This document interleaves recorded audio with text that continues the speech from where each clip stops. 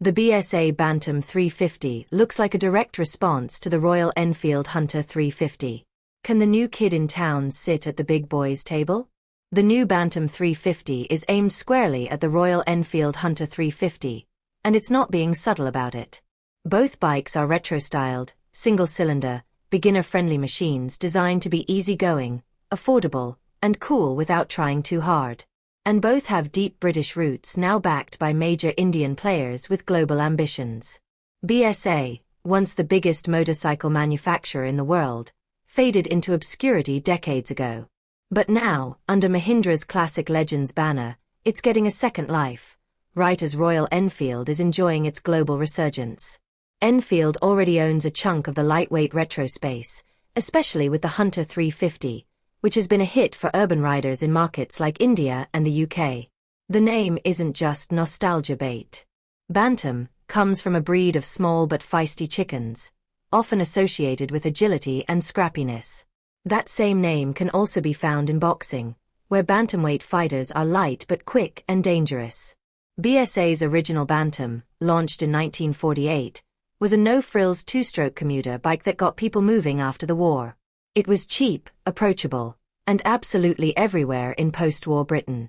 The new one tries to tap into that same energy, only now it's got a cleaner engine, better brakes, and way more polish. On paper, the Bantam 350 lands a few solid punches. It's powered by a 334 cubic centimeters liquid-cooled single making 29 horsepower at 7,750 rpm and 21.8 pound-feet of torque at 6,000 rpm. That's a good chunk more than the Hunter 350's air-cooled 20.2 ponies and 19.9 pounds. It also gets liquid cooling, a 6-speed gearbox, and dual overhead cams, all things the Enfield doesn't offer at this level. The chassis is simple but well thought out. There's a telescopic fork with 5.3 inches, 135 millimeters, of travel, twin rear shocks, and disc brakes with ABS. It rides on an 18-inch front and 17-inch rear wheel setup with modern rubber. Curb weight is 408 pounds and the seat height is 31.5 inches, putting it right in the same ergonomic ballpark as the Hunter. You also get a 13-liter fuel tank, which is slightly bigger than the Hunter's. Not huge differences, but enough to suggest BSA's aiming to win over folks who want a bit more performance without stepping too far outside the easygoing retro vibe.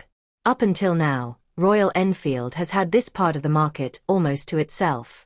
The Hunter 350 proved there's a real hunger for compact, good-looking, and uncomplicated bikes that still feel legit. Now, BSA wants in, and it's showing up with better spec and a legendary badge to back it up.